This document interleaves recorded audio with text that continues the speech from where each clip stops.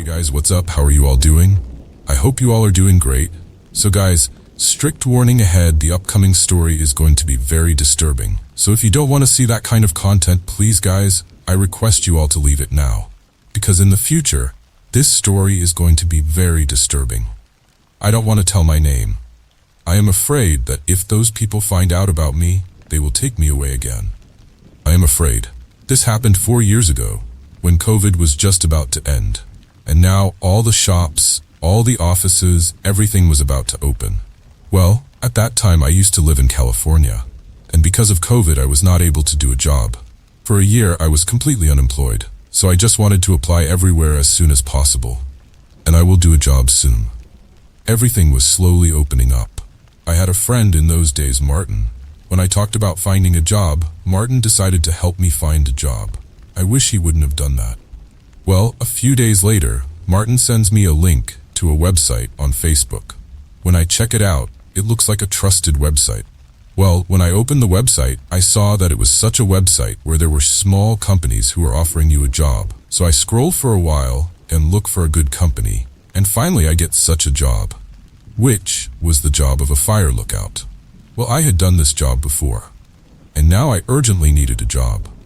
So, I quickly applied there for the offer. Well, for those who don't know, let me tell you that in this job, we have to stay in a tower in the jungle all the time. And from there, we have to keep an eye everywhere. And our main job is that if there is a fire, we have to go there and take care of everything. I put an email on the company's mail. The next day, he replied, in which he was asking for some of my documents. I gave my documents and he asked me to wait. Well, 2 days later, I get his reply, who is calling me for an interview at a place which is about 16 kilometers away from my house. I also agreed and reached the address he told me the next day. I don't want to tell you where that place was, but I can tell you that that place was in an area like a village.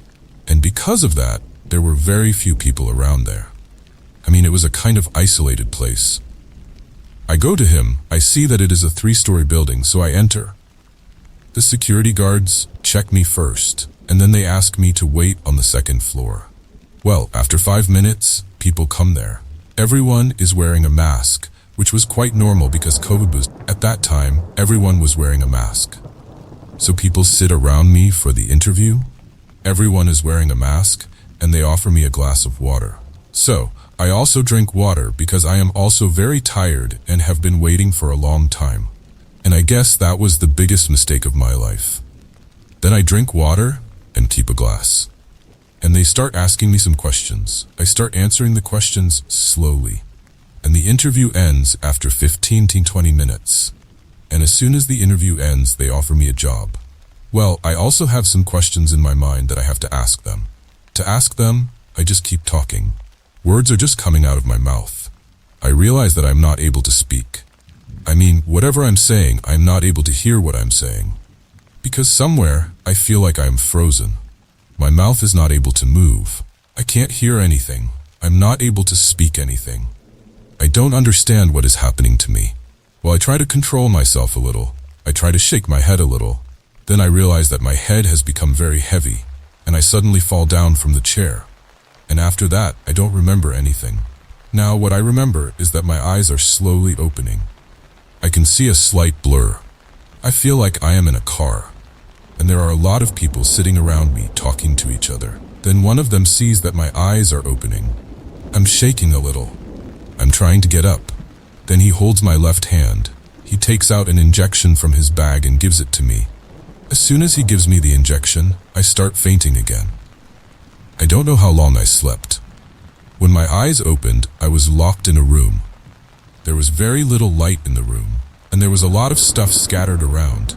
There was a screen right in front of me. There was a camera in a corner of the room, and I was seen in the middle of the camera. I was sitting in a chair. I was tied up. When I look carefully, I feel like I am being shot. I try to scream, but there is no one there except me to listen. After a while, a man comes to me. I request him to let me go, but he doesn't listen to me. He comes and gives me the injection again. Well, I didn't know anything about the time at that place. But I found out one thing. The next day was the day when the man gave me the injection.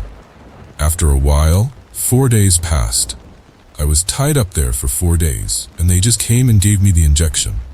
They didn't give me anything to eat. Sometimes they gave me water, and I was only alive on water for 4 days. And I don't know what the injection was. Because of that injection, I started having pimples all over my body. I used to feel very jealous. Well, that man comes again and gives me the injection. But this time, it was different. Every time he used to give me the injection and leave. But this time, he was standing there after giving me the injection. And he used to press the power button on the screen in front of me. And the screen turns on. And that man then puts a cloth on my face. Mask type, which is a very big mask. But still there were holes in the place of the eyes. So I could see something. I see that the screen is on, and that live stream is happening. The only difference was that I was able to see myself in that stream. Well, a lot of chats start coming on the side. Everyone is doing some messages. And when I look carefully, there's one chat, which was completely different from all the messages. It was red in color, and it was written in it, "Leg piece time for $3,000. Well, as soon as this chat comes, another person comes to the room who had some stuff. Well, he puts the stuff in front of him on the table. And the first person suddenly grabs my face very tightly. He grabs it very tightly. I don't understand anything. What are they going to do with me? That's when I see the other person, and he pulls out a very big dagger from his bag, and he comes to me with that dagger. And while watching, I don't understand what he will do. Is he going to kill me with this? But he doesn't kill me. He goes near my feet, and slowly with that dagger, he starts cutting my feet. I scream very loudly. I'm losing my life. I'm telling him to kill me with this. No, he is cutting my feet, and the other person is holding me very tightly. He is not even letting me scream. I can't tell you how I was feeling at that time. I don't even want to think about it. And while watching, my feet have separated from my body. I was in a lot of pain. I couldn't even think of anything at that time. I was bleeding so much that I was fainting. But I don't know why I wasn't fainting. Maybe because of those injections or whatever. Well, that's when another chat comes, again of the same red color. And it says, he must be starving. Feed him some food for $5,000. As soon as this chat comes, he brings a plate to me, and he tells me to eat my feet. I don't understand what he is doing. I cry a lot. I suffer a lot at that time. I'm shaking my head a lot, but they force me to eat my feet. And these things don't end here. These things increase gradually. That day, the stream is shut down, and I am made unconscious again. I was given injections every morning, because of which my pimples were very much. There were a lot of pimples in the whole body. That live stream used to happen in a few days. And after a few days, it happened again. And that day he had a potato peeler with him, with which he scratches my whole body. He was pulling out every pimple from my body. I don't understand how to tell you this. You all are feeling what you're hearing. I really felt that way. I wanted to die at that time. I wanted him to kill me. Because the pain that was there, I can't even tell you. No one can even think about it. And it was really happening to me. I just didn't understand why all this was happening to me. What have I done? I used to call everyone. I used to call God. I called everything. Devil, God, everyone. Maybe there was no one there to help me. As soon as I saw, my body had become an experiment on which everyone used to come and experiment. Sometimes with my fingers, sometimes my nails were broken, sometimes the peeler was used on me.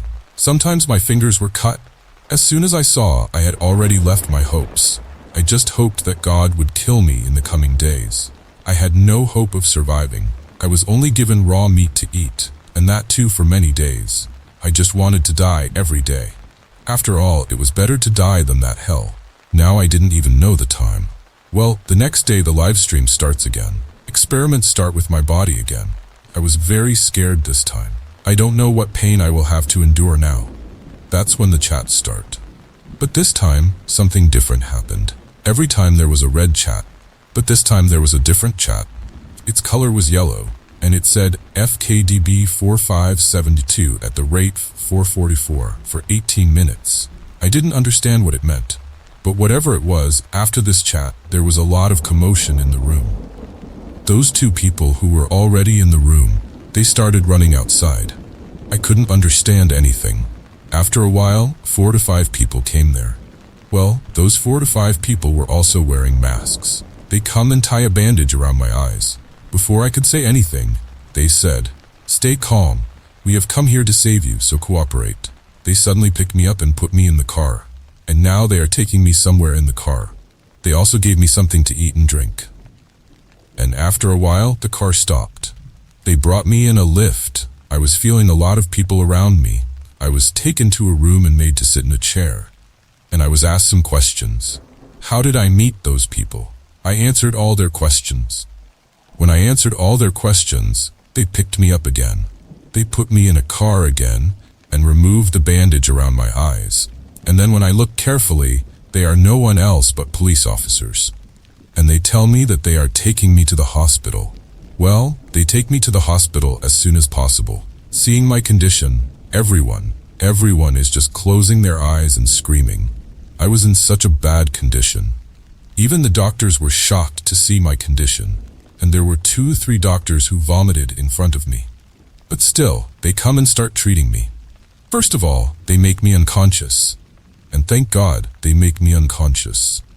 Because I didn't know how much pain I was going to have in my treatment. This whole thing goes on for about 2 months. Every day I was made unconscious, and then I was treated. After 2 months, I feel a little better. I see that now I can speak, I can hear, I don't have legs, I know how to cry a lot in my condition, but I can't do anything. Well, somewhere I am thankful that I am alive. But I am so scared. I am so scared that when I get discharged from the hospital, I go to my house. And I don't go out of my house for about 2 to 3 months. But then slowly with time, everything started to get normal. I thought I would never be able to recover from this. Never. The pain I had, the trauma I had, the trust issues I had from the whole world. I thought I would never be able to overcome this. But they say that everything changes with time. Time heals everything. And I guess that's true. Well, now I am going out a little, and that's why I am sharing my post here. I am sharing my story here because I know one thing, that I survived. But even today, many people are offered jobs on that website. And thinking about that, my soul wants to work. I told the police about that website. I told them everything, but still, that website is still being used. It is still being used. And I want none of you to ever go to that website. I won't tell you the name, because I know that if I tell you the name, there are a lot of people who will go to that website out of curiosity. And maybe they will send their friends too. That's why I can't tell you the name. But guys, please be careful. From today, if you are called from any website, or if you find anything a little off, if you find anything wrong, then please don't go there. Please don't trust anyone. You can't trust anyone in this world, guys. Trust me. So that's it for today. I hope you liked my story. I won't say that you liked it. There was nothing to like in it, but I hope you got to learn from it. We will meet again with another topic. Until then, bye-bye, and take care, guys. Please, take care.